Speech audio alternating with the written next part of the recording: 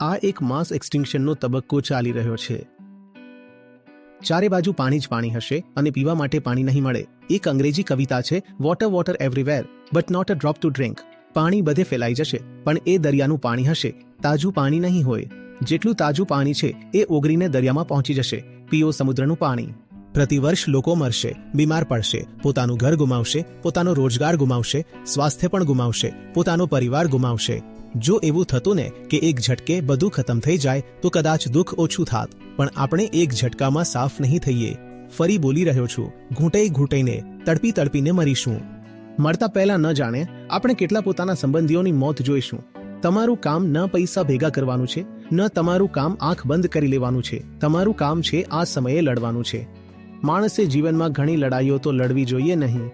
મોટા ભાગની લડાઈઓ તો લડવા જેવી જ હોતી નથી, પણ દરેક માણસના જીવનમાં એક યુદ્ધ જરૂર આવે છે જ્યાં પીઠ ફેરવી શકાય નહીં.